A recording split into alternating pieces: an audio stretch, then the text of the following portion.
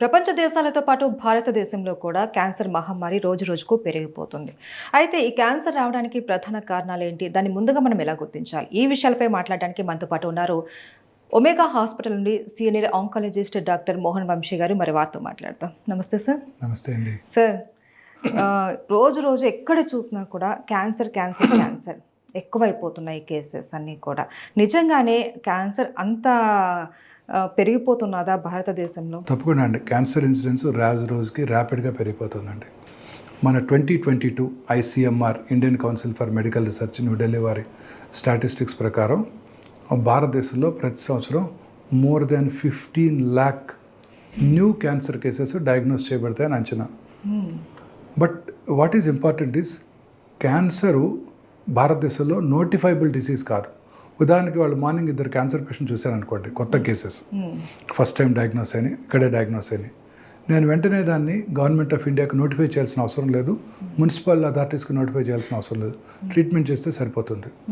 అదే వాళ్ళు మార్నింగ్ ఒక కరోనా పేషెంట్ చూశాను అనుకోండి, వితిన్ 4 hours నేను గవర్నమెంట్కి ఇన్ఫార్మ్ చేయాలి, ఐ సాయ కరోనా పేషెంట్ టుడే అని, వాళ్ళ స్టాటిస్టిక్స్ కోసం. సో దీనివల్ల నోటిఫైబుల్ డిసీజ్ కాకపోవడంతో క్యాన్సర్ ఇన్సిడెన్స్ మనకు కరెక్ట్గా తెలియడం లేదు. భారతదేశంలో ఒక 5-6 పాపులేషన్ బేస్డ్ రిజిస్ట్రీస్ ఉన్నాయి అర్బన్ ఏరియాస్లో. అన్ఫార్చునేట్లీ హైదరాబాద్లో పాపులేషన్ బేస్డ్ క్యాన్సర్ రిజిస్ట్రీ లేదు. సో వీటిని బట్టి వాళ్ళు ఒక అందాజుగా అంచనా వేస్తున్నారే తప్ప కరెక్ట్ స్టాటిస్టిక్స్ తెలియట్లేదని మన డాక్టర్లందరి అభిప్రాయం కూడా. సో వాళ్ళు ఇచ్చిన దాని ప్రకారం more than 15 lakh cancer patients ఉన్నట్టయితే 15 lakh న్యూ క్యాన్సర్ పేషెంట్స్ ఉన్నట్టయితే మా అందరి ఎస్టిమేట్ ప్రకారం భారతదేశంలో దానికి మోర్ దెన్ డబుల్, అంటే more than 30 lakh new cancer patients ఉంటాయని చాలా మంది నమ్ముతున్నారు. ఉదాహరణకి మన పాపులేషన్ చైనా పాపులేషన్ ఒకటే ఈక్వల్, బట్ చైనాలో 36 lakh new cancer patients diagnose చేయబడుతున్నాయి. ఇక్కడ 15 అంటే నమ్మశక్యంగా లేదు. ఇన్ఫ్యాక్ట్ భారతదేశానికి ఎక్కువ ఉండాలి, ఎందుకంటే Chinese food habits are much more healthier. ఇక్కడ కూడా అలవాటు అయిపోయింది హెల్దియర్ హ్యాబిట్స్. మనమంతా వెస్టర్న్ ఫుడ్ హ్యాబిట్స్ని కల్టివేట్ చేస్తున్నాం. అది మెయిన్ కారణం. మనం డిస్కషన్కి వచ్చినప్పుడు డిస్కస్ చేద్దాం. సో భారతదేశంలో కూడా అంతే ఉంటాయి. మన స్టాటిస్టిక్స్ ప్రకారం కూడా ప్రతి 9 మందిలో, ఒక ఫ్యామిలీలో 9 మంది ఉన్నారనుకోండి, life time risk of developing cancer ఆ ఫ్యామిలీకి ఒకరు, అంటే ప్రతి 9 మందిలో ఒకరు క్యాన్సర్ బారిన పడుతున్నారు. ప్రతి 1,00,000 మందికి 107 మంది క్యాన్సర్ బారిన పడుతున్నారు.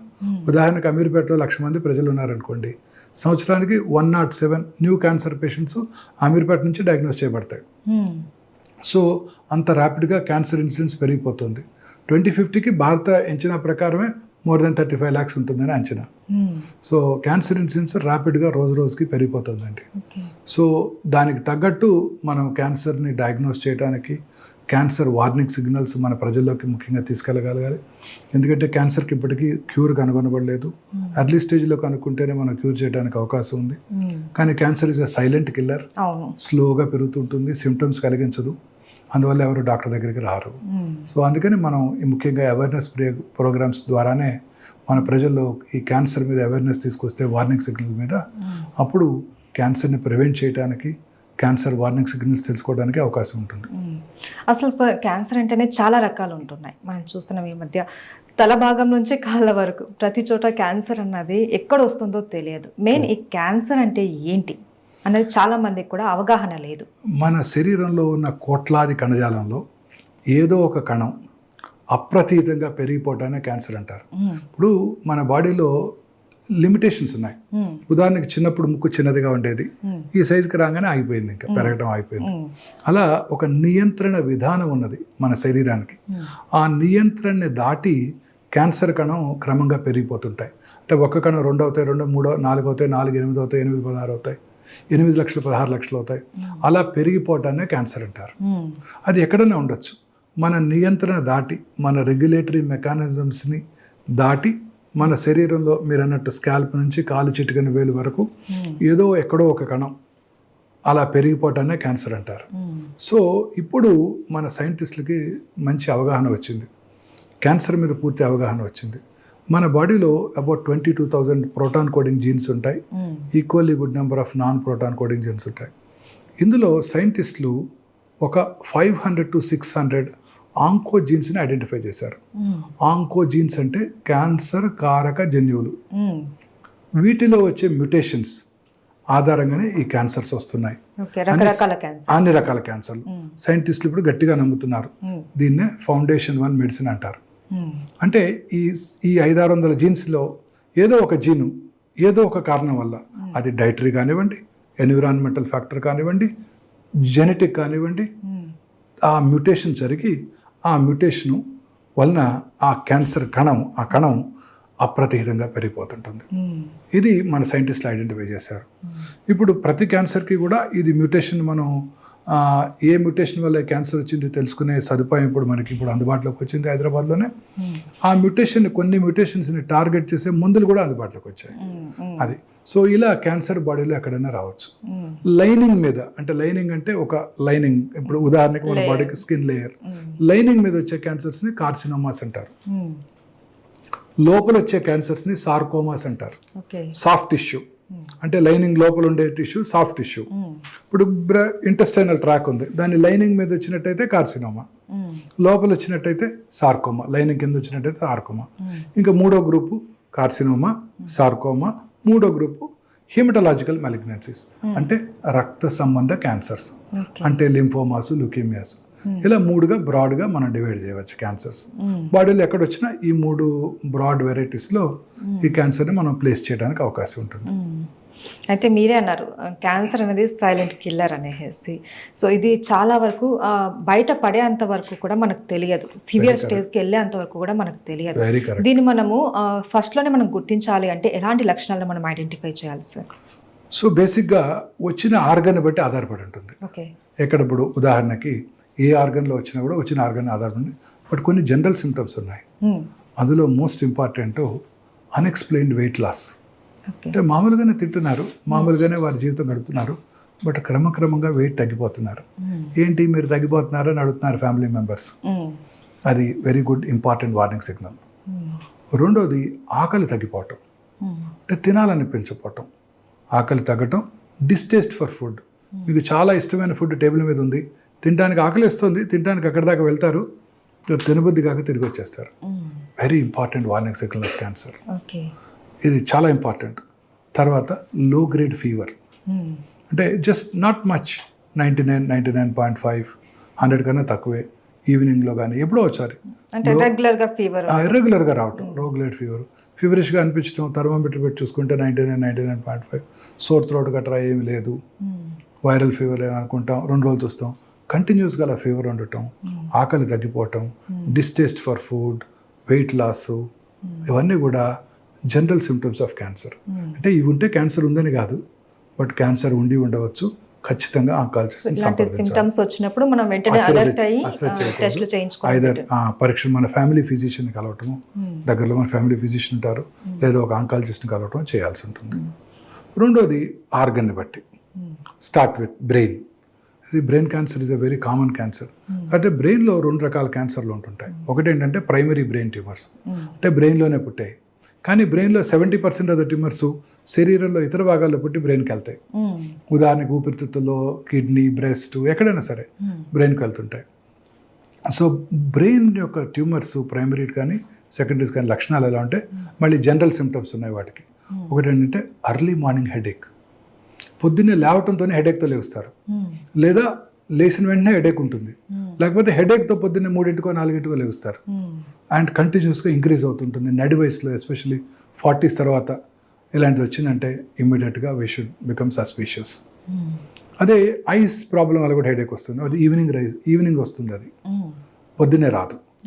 అలా ఎర్లీ మార్నింగ్ హెడేక్తో లేవటం, మిడ్ నైట్లో కానీ తర్వాత కానీ లేవటం వెరీ ఇంపార్టెంట్ వార్నింగ్ సిగ్నల్స్. జ్ఞాపక శక్తి లోపించడం, సడన్ మెమరీ లాస్, తన ఓన్ ఫ్రెండ్ ఫోన్ నెంబర్ గుర్తురాదు, ఇంటి ఫోన్ నెంబర్ గుర్తురాదు, అడ్రస్ గుర్తురాదు. So very important warning signals అన్నమాట ఇవన్నీ. బ్రెయిన్లో మెమరీ లాస్, సడన్గా మెమరీ లేకపోవటం, కన్వల్షన్స్, ఫిట్స్ రావటం. ఒక ఏరియాలో బ్రెయిన్ ట్యూమర్ ఉన్నప్పుడు ఆ పక్కన ఉన్న నార్మల్ టిష్యూస్ని ఇరిటేట్ చేస్తుంది, ఇప్పుడు ఫిట్స్ రావటం. తర్వాత హెడేక్తో పాటు స్లోగా కొంచెంగా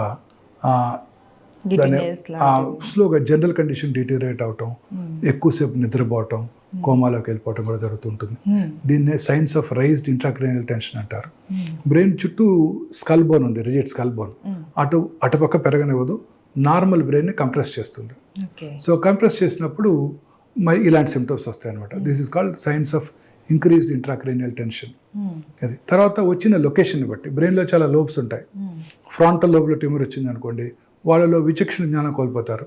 అందరి ముందు అన్డ్రెస్ చేసుకుంటారు, అందరి ముందు సడన్గా యూరిన్ పాస్ చేస్తారు, సడన్గా మాట పడిపోవచ్చు. తర్వాత పెరైటల్ ఏరియా అంటారు, అక్కడ క్యాన్సర్ వచ్చిందంటే కాలో చేయబడిపోతుంది. రైట్ సైడ్ వచ్చిందంటే లెఫ్ట్ సైడ్ కాలో చేయబడిపోతాం. ఇలా జరుగుతుంటాయి. వీక్నెస్. ఆక్సిపిటల్ ఏరియాలో వస్తే విజువల్ డిస్టర్బెన్సెస్ రావటం. చిన్న మెదడులో క్యాన్సర్ వచ్చినట్టయితే ఆల్కహాల్ తాగిన వాళ్ళు ఎలా నడుస్తారో అలా నడవటం. ఇలా లొకేషన్ బట్టి మళ్ళీ సిమ్టమ్స్ ఉంటాయి. ఇది కూడా బ్రెయిన్ క్యాన్సర్ లక్షణాలు. ఇంకా స్లోగా కిందకు వచ్చినట్టయితే oral cavity. Oral cavity cancers are the commonest cancers in South India. South Indian men పురుషుల్లో గుట్కాలు, సిగరెట్లు ఇవి తీసుకుంటారు కాబట్టి పురుషుల్లో, సౌత్ ఇండియాలో ఉన్న పురుషుల్లో చాలా కామన్ క్యాన్సర్ ఈ ఓరల్ క్యాన్సర్స్. ఈ ఓరల్ క్యాన్సర్ లక్షణాలు కూడా చాలా పెక్యులర్గా ఉంటాయి. మానని పుండు, నోట్లో చిన్న అల్సర్స్ వస్తుంటాయి. మీకు నాకు కూడా టెన్షన్ ఉన్నప్పుడు అల్సర్స్ వస్తుంటాయి, పెయిన్ఫుల్గా ఉంటాయి, తగ్గిపోతాయి. ఇది మానకుండా క్రమం తప్పకుండా పెరుగుతూ ఉంటుంది, బట్ ఎటువంటి పెయిన్ కలగజేయదు. అందువల్ల అందరూ అశ్రద్ధ చేస్తారు. తర్వాత ఎరుపు తెలుపు మిళితమైన patches, red and white patches or white patch just పెరుగు అంటుకున్నట్టు ఆ లిప్ మీదో, నాలుక మీదో, దవడ లోపల భాగానో, అంగటి మీద ఉంటుంది. రబ్ చేస్తే పోదు, లూకోప్లేకియా అంటారు. అలాగే వెల్వెటీ రెడ్ ప్యాచెస్, ఎరిథ్రోప్లేకియా అంటారు. ఎక్కడైనా రావచ్చు ఓరల్ క్యావిటీలో. అలాగే ఎరుపు తెలుపు కలిసిపోయిన ప్యాచెస్, మిళితమైన ప్యాచెస్ కనుక ఉన్నట్టయితే క్యాన్సర్ అయ్యే అవకాశాలు చాలా ఎక్కువగా ఉంటాయి. ఇవేమీ నొప్పి కలిగించవు, అందుకే డాక్టర్ దగ్గరికి రారు. అక్కడ నుంచి చిగుళ్ళ నుంచి బ్లీడ్ అవటం, ఎక్కడో ఒక చోట అల్సర్ నుంచి బ్లీడ్ అవటం, మాటలో స్పష్టత కోల్పోవటం టంగ్ క్యాన్సర్ లక్షణం. మాటలో స్పష్టత, నాలిక కొంచెం బండగా మారినట్టు, వాయిస్ కొంచెం ముద్దలాగా రావటం, అది ఒక very important warning signal of tongue cancer. తర్వాత టంగ్, నాలిక వెనకాల భాగం కూడా ఉంటుంది. నాలిక మాట్లాడటానికే కాకుండా మింగటానికి కూడా ఉపయోగపడుతుంది. ఆ మింగటానికి ఉపయోగపడే ప్రాంతం పోస్టీరియర్ పార్ట్లో కనుక ట్యూమర్ వచ్చినట్టయితే feeling of a foreign body, గొంతులో ఏదో ఫారిన్ బాడీ ఉన్నట్టు. మనం గొంతులో ఏదైనా మింగుతాం అనుకోండి, ఏదైనా మింగలేకపోయాం అనుకోండి, మళ్ళీ కొంచెం వాటర్ తీసుకొని మింగితే లోపలికి వెళ్ళిపోతుంది. అప్పుడు మనకు ఖాళీగా అనిపిస్తుంది. ఇది అలా ఉండదు, ఎప్పుడు కూడా ఫీలింగ్ ఆఫ్ ఫారిన్ బాడీ ఉన్నట్టు ఉంటుంది. Very important warning signal of posterior part, వెనకాల భాగంలో ఉన్న టంగ్ యొక్క లక్షణం. అలాగే వాయిస్లో మార్పు రావటం, స్వరపేటిక క్యాన్సర్, హస్కీగా ఉండటం, బొంగురు పోవటం, దగ్గు రావటం, ఇవన్నీ కూడా స్వరపేటిక క్యాన్సర్ లక్షణాలు. ఇవన్నీ కూడా మీరు అన్నట్టు స్మోకర్స్లోను, గుట్కా చ్యూయర్స్లోను, స్మోక్లెస్ టొబాకో అంటాం. గుట్కా చ్యూయర్స్ చాలా మందిలో ఒక అపోహ ఉంది, గుట్కా తింటుంటారు, నేను తింటాను ఊసేస్తాను, లోపలికి ఇంజెస్ట్ చేయట్లేదు అంటారు. వారు గుట్కా లోపల పెట్టుకున్న 6 సెకండ్స్లో ఆ గుట్కాలో ఉన్న 400 నుంచి 500 కార్సినోజెన్స్ అంటే క్యాన్సర్ కారక పదార్థాలు బ్లడ్లోకి వెళ్ళిపోయి ఆ నోట్లోనే కాదు ఇతర భాగాల్లో కూడా క్యాన్సర్ కలిగించవచ్చు. ఇది తర్వాత లంగ్ క్యాన్సర్. లంగ్ క్యాన్సర్ ముఖ్య లక్షణాలు కాఫ్, మానని దగ్గు. చాలామంది స్మోకర్స్లో ఈ లంగ్ క్యాన్సర్ చూస్తుంటాం, మీకు తెలియదే ఉంది. చాలాసార్లు వాళ్ళు టెస్ట్ చేయించుకుంటుంటారు, 10 ఏళ్ళు 20 ఏళ్ళుగా తాగుతుంటారు.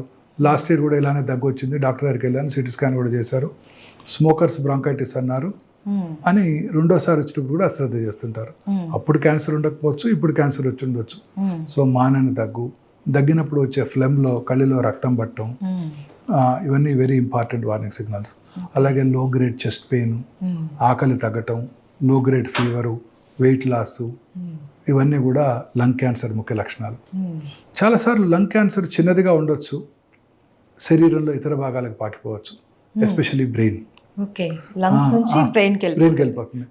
ఈ లంగ్ క్యాన్సర్ ఎక్స్రేలో కనపడదు, అంత చిన్నదిగా ఉంటుంది. బ్రెయిన్ డాక్టర్ గారు, న్యూరో సర్జన్ ఆ ట్యూమర్ కూడా తీసేస్తారు, తీసి టెస్ట్కి పంపిస్తే బ్రెయిన్ లంగ్ క్యాన్సర్ అని రిపోర్ట్ వస్తుంది. ఒకే పర్సన్కి 2 క్యాన్సర్స్ కూడా వస్తూ ఉంటాయా? రావచ్చు, అన్లైక్లీ రావచ్చు. అదృష్టం బాగపోతే there is one lady who had 8 cancers. 8 survive అయ్యింది ఆవిడ.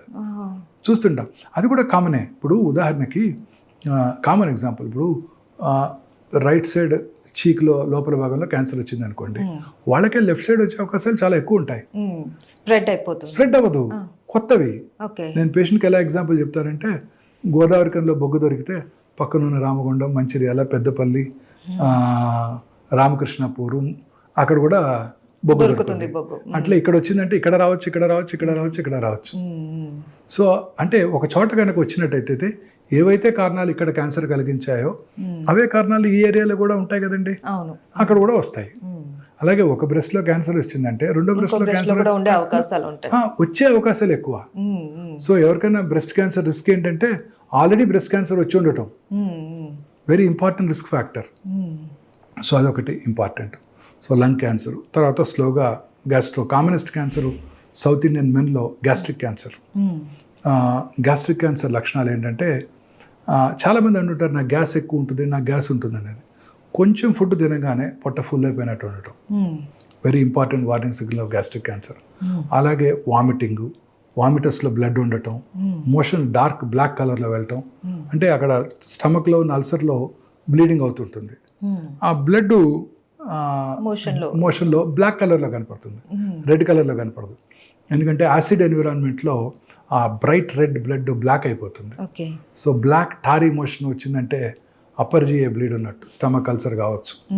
సో ఇది ఒక వెరీ ఇంపార్టెంట్ వార్నింగ్ సిగ్నల్. చాలామంది నడి వయసు దాటిన తర్వాత 50-60 ఏళ్ళ వయసులో పురుషుల్లో ముఖ్యంగా ఎనీమియా, రక్తహీనత రావటం. రక్తహీనత రాగానే ముందు వాళ్ళకి ఆయాసం వస్తుంది, అంతే కదా, కొంచెం నడవంగానే రక్తం తక్కువ ఉంటే ఆయాసం వస్తుంది. ఫస్ట్ వాళ్ళు ఎవరి దగ్గరికి వెళ్తారు, ఆయాసం రాగానే కార్డియాలజిస్ట్ దగ్గరికి వెళ్తారు. కార్డియాలజిస్ట్ పరీక్ష చేసి హార్ట్కి యాంజియోగ్రామ్ చేస్తే 2 బ్లాక్లు ఎట్లాగో ఉంటాయి ప్రతి వాళ్ళకి, 2 స్టెంట్లు కూడా వేస్తుంటారు. ఆ తర్వాత మనం కార్సినోమా స్టమక్ని డయాగ్నోస్ చేస్తుంటాం. సో నడి వయసు దాటిన తర్వాత ఎవరిలో అయినా రక్తహీనత ఉందంటే సౌత్ ఇండియన్ మెన్లో ఫస్ట్ ఎండోస్కోపీ చేసుకోవాలి. అది కనుక నార్మల్గా ఉంటే కొలనోస్కోపీ చేసుకోవాలి కింద నుంచి. ఈ 2 చాలా ఇంపార్టెంట్. ఓకే. ఇది చాలా వెరీ ఇంపార్టెంట్ వార్నింగ్ సిగ్నల్. రక్తహీనత, చాలామంది బ్లడ్ ఎక్కించుకుంటుంటారు, ఐరన్ సప్లిమెంట్స్ తీసుకుంటుంటారు, కార్డియాలజిస్ట్ కలుస్తారు ఆయాసానికి, ఈ 2 మిస్ అయిపోతుంటారు. అండ్ సార్, సర్వైకల్ క్యాన్సర్కి సంబంధించి ఎలాంటి సింటమ్స్ ఉంటాయి sir? Cervical cancer is one of the commonest cancers in south Indian women. భారతదేశంలో అత్యధికంగా కనబడే క్యాన్సర్ బ్రెస్ట్ క్యాన్సర్, తర్వాత గర్భసంచి ముఖద్వార క్యాన్సర్. ఇది ముఖ్యంగా people belonging to lower socio economic strata వాళ్ళలో చూస్తుంటాం, పేద వర్గాల ప్రజల్లో ఎక్కువ చూస్తుంటాం. ఎందుకంటే వాళ్ళలో హైజీన్ యొక్క విలువ, శుభ్రత తెలియకపోవడంతో అన్హైజీనిక్ ప్రొసీజర్స్ వలన during menstrual cycles human papillomatous virus ఎక్కువగా వ్యాప్తి చెంది వాళ్ళలో ఈ క్యాన్సర్ ఎక్కువగా వస్తుంటుంది, హెచ్పివి వైరస్. సో దీని లక్షణాలు ఎలా ఉంటాయంటే, పీరియడ్స్ టైంలో బ్లీడింగ్ ఎక్కువ అవటం, పోస్ట్ కాయిటల్ బ్లీడింగు, పీరియడ్స్ మధ్యలో ఇంటర్మెన్స్ట్రల్ బ్లీడింగు, వైటిష్ డిశ్చార్జ్, అది కూడా ఆఫుల్ స్మెల్తో ఉండే డిశ్చార్జ్, తర్వాత బ్లడీ డిశ్చార్జ్, తర్వాత లో గ్రేడ్ అంటే తక్కువ అబ్డామినల్, లో గ్రేడ్ అబ్డామినల్ పెయిన్, కింది పొట్టలో పెయిన్ రావటం, ఇవన్నీ వార్నింగ్ సిగ్నల్స్ ఆఫ్ గర్భసంచి ముఖద్వార క్యాన్సర్. ఇంకా చూసినట్టయితే కామనెస్ట్ క్యాన్సర్ ఒక 10-15 ఏళ్ల క్రితం గర్భసంచి ముఖద్వార క్యాన్సర్. ఇప్పటికీ కూడా ప్రతిరోజు ప్రతి 6 నిమిషాలకి ఒక స్త్రీ గర్భసంచి ముఖద్వార క్యాన్సర్ వల్ల ప్రాణం కోల్పోతున్నారు భారతదేశంలో. ప్రతి 6 నిమిషాలకి, అంత కామన్ అనమాట. ఇంకొక ఇంపార్టెంట్ ఫ్యాక్ట్ ఏంటంటే, ప్రతి 4 నిమిషాలకి ఒక స్త్రీ బ్రెస్ట్ క్యాన్సర్ డయాగ్నోస్ చేయబడుతున్నారు ఇండియాలో. ప్రతి 4 నిమిషాలకి ఒక స్త్రీ బ్రెస్ట్ క్యాన్సర్ డయాగ్నోస్ చేయబడుతున్నారు. ప్రతి సంవత్సరం భారతదేశంలో 2,24,000 న్యూ బ్రెస్ట్ క్యాన్సర్ పేషెంట్స్ కనుగొనబడుతున్నాయి. అండ్ మీరు గుర్తుపెట్టుకోవాల్సిన ఇంపార్టెంట్ విషయం ఏంటంటే, మనందరం ఇవన్నీ కూడా అర్బన్ ఇండియాలో ఎక్కువ చూస్తున్నాం. అర్బన్ ఇండియా పాపులేషన్ యాన్యువల్ ఈ 2023 స్టాటిస్టిక్, కరోనా తర్వాత మన స్టాటిస్టిక్స్ పూర్తిగా ఎవాల్యుయేట్ చేయలేదు, చేయలేకపోయాం మనం. ఎవ్రీ 10 yearsకి ఒకసారి స్టాటిస్టిక్స్ తీసుకున్నాం కదా, పాపులేషన్ స్టాటిస్టిక్స్ చేయలేకపోయాం. సో 22 అంచనా ప్రకారం భారతదేశంలో ఓన్లీ 35 మంది మాత్రమే 100కి అర్బన్ ఏరియాస్లో ఉంటున్నారు. ఈ అర్బన్ ఏరియాస్లోనే ఈ క్యాన్సర్స్ అన్ని కాన్సన్ట్రేట్ చేయబడుతున్నాయి. 2,24,000 న్యూ బ్రెస్ట్ క్యాన్సర్ పేషెంట్స్ ఉన్నట్టయితే on an average 175 are in urban area. So urban ఏరియాస్లో ఈ బ్రెస్ట్ క్యాన్సర్ ఇన్సిడెంట్స్ ర్యాపిడ్గా పెరిగిపోతుంది. ఓకే. దీని ముఖ్య లక్షణాలు ఏంటంటే బ్రెస్ట్లో లంప్ లాగా ఏర్పడటం, గడ్డలాగా ఏర్పడటం. రెండోది బ్రెస్ట్ యొక్క సైజులో కానీ షేప్లో కానీ మార్పు రావటం. బ్రెస్ట్ యొక్క స్కిన్ ముడతలు పట్టినట్టు ఉంటాం. ఆరెంజ్ పీల్ అపియరెన్స్ అంటాం. రైప్ ఆరెంజ్, పండిపోయిన ఆరెంజ్ చూస్తే ఆ పైన చిన్న చిన్న గుంటలు పడి ఎలా ఉంటుంది చూడండి, థిక్ అయ్యి అలా ఉంటుంది ఆ స్కిన్. అంటే మన ఇండియాలో ఆరెంజ్ పీల్ ఉండదు, మన అందరం డార్క్ కాంప్లెక్షన్ కాబట్టి వైట్స్లో అలా ఉంటుంది ఆరెంజ్ పీల్ అపియరెన్స్. సో మన వాళ్ళ కూడా అట్లా నల్లగా గుంటలు పడి ఉంటాం. తర్వాత బ్రెస్ట్ యొక్క నిప్పుల్ ఏరియాలో కాంప్లెక్సెస్లో మార్పులు రావటం, నిప్పులు లోపలికి పోవటం, నిప్పుల మీద పుండె ఏర్పడటం, నిప్పుల నుంచి బ్లడ్ కానీ బ్లాకిష్ కానీ బ్రౌనిష్ కానీ డిశ్చార్జ్ రావటం. అలాగే బ్రెస్ట్ యొక్క స్కిన్ మీద నరాలు ఉబ్బినట్టు ఉండటం. అలాగే రెండు నిప్పుల ఏరియాల కాంప్లెక్సెస్ ఒకే లెవెల్లో లేకుండా ఒకవైపు పైకి లాగబడి ఉండటం, లేకపోతే ఇంకో పక్క కిందకి లాగబడి ఉండటం. అలాగే చంకలో గడ్డలు, ఇవన్నీ కూడా అర్లీ బ్రెస్ట్ క్యాన్సర్ లక్షణాలు అన్నమాట. ఈ లక్షణాలు ఉన్న వాళ్ళందరికీ క్యాన్సర్ ఉన్నట్టు కాదు, బట్ క్యాన్సర్ ఉండటానికి ఎక్కువ అవకాశాలు ఉంటాయి కాబట్టి దగ్గరలో ఉన్న సర్జన్ కానీ, వారి లేడీ డాక్టర్, ఫ్యామిలీ ఫిజిషియన్ కానీ, ఆంకాలజిస్ట్ని కానీ కలవటం చాలా ఇంపార్టెంట్. సార్, ఇప్పటివరకు కొన్ని రకాల క్యాన్సర్స్ వాటి లక్షణాలు చెప్పారు, ఇంకా చాలా ఉన్నాయి. సో వాటి గురించి కూడా ఎక్స్ప్లెయిన్ చేస్తారా? మీరు అన్నట్టు రకరకాల క్యాన్సర్స్ ఉన్నాయండి. ఇప్పుడు గ్యాస్ట్రోఇంటెస్టైనల్ ట్రాక్లో స్టమక్ తర్వాత అత్యధికంగా కనబడే క్యాన్సర్ కోలన్ క్యాన్సర్, పెద్ద పేగుల్లో వచ్చే క్యాన్సర్. కోలన్ క్యాన్సర్ ఇన్సిడెన్స్ కూడా చాలా ర్యాపిడ్గా పెరిగిపోతుంది భారతదేశంలో. ముఖ్యంగా అర్బన్ ఏరియాస్లో ఈ క్యాన్సర్ ఎక్కువగా చూస్తున్నామండి. దానికి రకరకాల కారణాలు ఉన్నాయి. ఈ క్యాన్సర్ ముఖ్య లక్షణాలు ఏంటంటే మల విసర్జన అలవాట్లలో మార్పు రావటం. అంటే ఉదాహరణకి మనం రోజు ఒకసారి మోషన్ పాస్ చేస్తాం, సడన్గా గత 4 నెలల నుంచి రోజుకు 2-3 సార్లు మోషన్స్ అవుతున్నాయి. Very important warning signal. అలాగే మోషన్లో బ్లడ్ కనపడటం చాలాసార్లు కనపడుతుంటాయి. మోషన్లో బ్లడ్ కనపడుతుంటాయి. నాకు పైల్స్ ఉన్నాయి, పోయిన సంవత్సరం కూడా పైల్స్ ఉన్నాయి, అప్పుడు డాక్టర్ దగ్గరికి వెళ్ళి చూపించుకున్నాను, పైల్స్ ఉన్నాయన్నారు, మెడిసిన్ ఇచ్చారు, తగ్గిపోయింది, అదే వాడుకుందాం అనుకుంటారు తప్ప పోయిన సంవత్సరం పైల్స్ వల్ల బ్లడ్ వచ్చింది, ఈసారి క్యాన్సర్ వల్ల బ్లడ్ వచ్చి ఉండవచ్చు అనే ఫ్యాక్ట్ని మర్చిపోతారు. సో ఇవేమీ నొప్పి కలిగించవు, అందువల్ల ఎవరు డాక్టర్ దగ్గరికి రారు. సో మోషన్లో కనుక బ్లడ్ కనుక పడినట్టయితే ఎప్పుడూ అశ్రద్ధ చేయకూడదు. వెంటనే దగ్గరలో ఉన్న సర్జన్ దగ్గరికి వెళ్ళి చూపించుకొని దానికి నివారణ తెలుసుకొని అది దానికి వైద్యం చేయించుకొని అది ఆగిపోయితేనే మనం నిశ్చింతగా ఉండాలి. లేకపోతే మళ్ళీ డాక్టర్ దగ్గరికి, అదే డాక్టర్ దగ్గరికి వెళ్ళి టెస్టులు చేయించుకుంటూ ఉండాలి. అవసరమైతే సిగ్మాడోస్కోపీ, కొలనోస్కోపీ కూడా చేసుకోవాలి. ఎందుకంటే rectal cancer, colon cancer incidence భారతదేశంలోని పురుషుల్లో చాలా ఎక్కువగా చూస్తున్నాం. అలాగే మల విసర్జన అలవాట్లు మార్పు రావటం, తర్వాత మనం మోషన్ పాస్ చేస్తే ఒక సైజులో మోషన్ బయటకు వస్తుంది. అలా కాకుండా పెన్సిల్ బీమ్ లాగా సన్నగా వచ్చింది అనుకోండి, అంటే ఆ రక్తంలో బ్లాక్ అవుతుందని అర్థం. అలాగే ఫీలింగ్ ఆఫ్ ఇన్కంప్లీట్ ఎవాక్యుయేషన్. ఇప్పుడు మనం మార్నింగ్ చక్కగా మోషన్ పాస్ చేసామనుకోండి, we have a very good feeling, yes motion అయిపోయింది, సో కంఫర్టబుల్గా ఉంటుంది. మోషన్ పాస్ చేసినప్పటికీ ఇంకా కూడా మోషన్కి వెళ్ళాలి అనిపిస్తూ ఉన్నట్టయితే, గుడ్ మోషన్ పాస్ చేసాము కానీ ఇంకా మోషన్కి వెళ్ళాల్సి ఉన్నట్టు అనిపిస్తోంది, వెళ్ళి కూర్చుంటే రావడం లేదు, this is a very important warning signal of rectal cancer. అంటే బ్రెయిన్ ఆ ట్యూమర్ని మోషన్గా పర్సీవ్ చేస్తుంది. బ్రెయిన్కి ఆ ట్యూమర్ అని తెలియదు, అది యాక్చువల్లీ రెక్టంలో ట్యూమర్ ఉంది కదా, అది మోషన్గా పర్సీవ్ చేస్తుంది. అది కూడా ఎంటీ చేయాలని ఆలోచిస్తూ ఉంటుంది, అదేమో ఎంటీ అవ్వదు.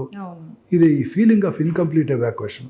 మోషన్ పాస్ చేసిన తర్వాత కూడా ఇంకా మోషన్కి వెళ్ళాలి అన్న ఫీలింగ్ ఈజ్ ఏ చాలా important warning signal of rectal cancer.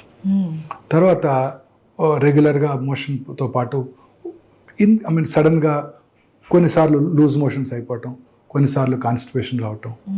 Increasing constipation అంటే ఇంతకుముందు రోజు ఒకసారి పాస్ చేసేవాళ్ళు ఇప్పుడు 2 రోజులకు ఒకసారి, ఇప్పుడు 3 రోజులకు ఒకసారి, అంటే బ్లాక్ అయిపోతుంది రెక్టం. చాలా ఎక్కువ సార్లు పాస్ చేయటం, వచ్చినప్పుడు బ్లాక్ కొంచెం తగ్గినప్పుడు టకటగా 4-5 సార్లు పడిపోవటం. Very important warning signal of left sided colon cancers. ఇదే కాకుండా right side colon cancers silent killer. ఎందుకంటే ఎటువంటి సిమ్టమ్స్ కలిగజేయవు, ఎందుకంటే అక్కడ మోషన్ లిక్విడ్గా ఉంటుంది. ఈ చిన్న అల్సర్స్ ఏమి మోషన్ని బ్లాక్ చేయలేవు. సో అందువల్ల ఆ అల్సర్ నుంచి బ్లడ్గా వచ్చిన ఆ మోషన్లో మిక్స్ అయిపోతుంది, అందువల్ల తెలియదు. So right side colon cancers are very very silent killers. చాలాసార్లు రక్తహీనతతో డాక్టర్ దగ్గరికి వెళ్తారు వాళ్ళు. ఇందాక చెప్పాను కదండి, రక్తహీనత కనుక ఉన్నట్టయితే ఫస్ట్ దక్షిణ భారతదేశంలో అపర్జయోస్కోపీ, అది కనుక నెగిటివ్ అయితే కొలనోస్కోపీ చేసుకోవాలి.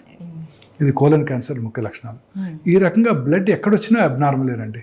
ముక్కులోంచి బ్లడ్ వచ్చినా, దగ్గినప్పుడు బ్లడ్ వచ్చినా, నోట్లో ఉమ్మిలోంచి బ్లడ్ వచ్చినా, యూరిన్లో బ్లడ్ వచ్చినా, ఇంటర్మెనిస్ట్రల్ బ్లడ్ వచ్చినా, నిప్పుల నుంచి బ్లడ్ వచ్చినా, బ్లడ్ ఎక్కడి నుంచి వచ్చినా అబ్నార్మలే. వెంటనే దగ్గరలో ఉన్న సర్జన్ దగ్గరికి వెళ్ళి కన్సర్న్డ్ దాని గురించి టెస్ట్ చేసుకొని జబ్బు లేదు అని నిర్ధారణ చేసుకోవడం వెరీ ఇంపార్టెంట్. ఇంకా శరీరంలో ఎక్కడైనా లంప్ రావటం, ఆ లంప్ అంటే గడ్డ, ఆ గడ్డ క్రమం తప్పకుండా పెరగటం, బ్రెస్ట్లో కానివ్వండి, నెక్లో కానీ, థైరాయిడ్ ఏరియాలో కానివ్వండి, పెరోటిడ్ ఏరియాలో కానివ్వండి, సాఫ్ట్ టిష్యూస్ మీద కానివ్వండి, ఎక్కడైనా గడ్డ రావటం, క్రమం తప్పకుండా పెరగటం, ముఖ్యంగా నొప్పి లేకుండా ఉండటం. నొప్పి లేకుండా అని అశ్రద్ధ చేయకూడదు. చాలా మంది ఈ నోషంతో నాకు నొప్పి ఉందండి అందుకే అశ్రద్ధ చేశానండి అని కూడా అంటుంటారు. ఏ గడ్డ కూడా అశ్రద్ధ చేయకూడదు. మనలో వచ్చే ఏ మార్పుని అశ్రద్ధ చేయకూడదండి. మనలో వచ్చే ఏ మార్పుని అశ్రద్ధ చేయకూడదండి.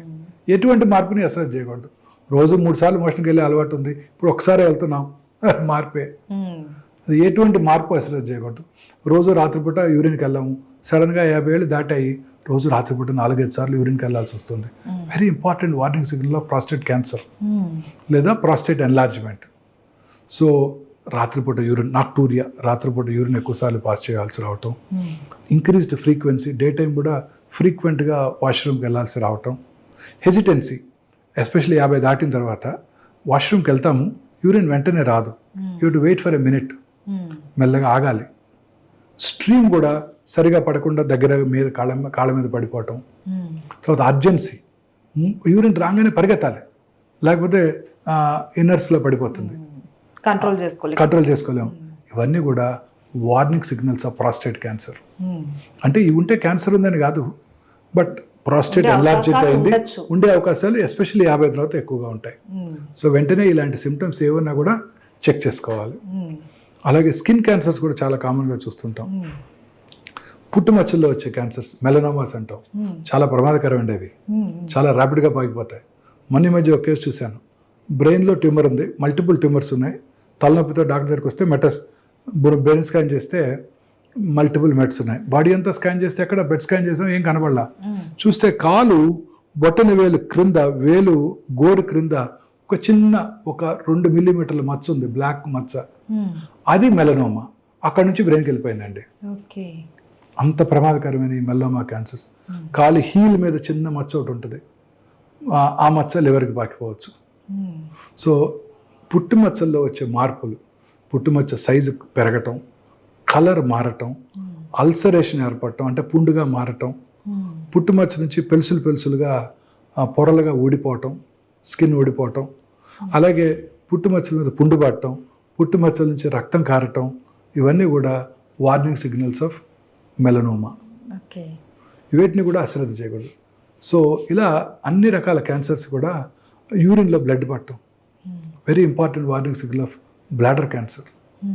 సో బ్లాడర్ క్యాన్సర్ కూడా వెరీ కామన్, ఎస్పెషల్లీ స్మోకర్స్లో బ్లాడర్ క్యాన్సర్ చాలా కామన్గా చూస్తుంటాం. ఇంకొక ఇంపార్టెంట్ కామన్ క్యాన్సర్ ముఖ్యంగా స్త్రీలలో ఒవేరియన్ క్యాన్సర్. ఇది silent killer, really silent killer. పొట్టలో పెరుగుతూ ఉంటుంది, ఎటువంటి సిమ్టమ్స్ కలిగించదు, ఏమి సిమ్టమ్సే ఉండవండి. చాలామంది పొట్ట పెరుగుతుంది అని జాగింగ్ కూడా చేస్తుంటారు కేబీఆర్కి వెళ్ళి. ఎస్పెషల్లీ ఇది సీన్ ఇన్ ఎఫ్లూయెంట్ ఉమెన్, పెద్ద వయసు డబ్బులున్న స్త్రీలను ఎక్కువ చూస్తుంటాం, వెల్ టు డూ ఫ్యామిలీస్లో ఎక్కువ చూస్తుంటాం. అదేంటి కొంచెం పొట్ట పెరుగుతుంది, కొంచెం వాకింగ్ చేద్దాం, జాగింగ్ చేద్దాం అని వెళ్తుంటారు.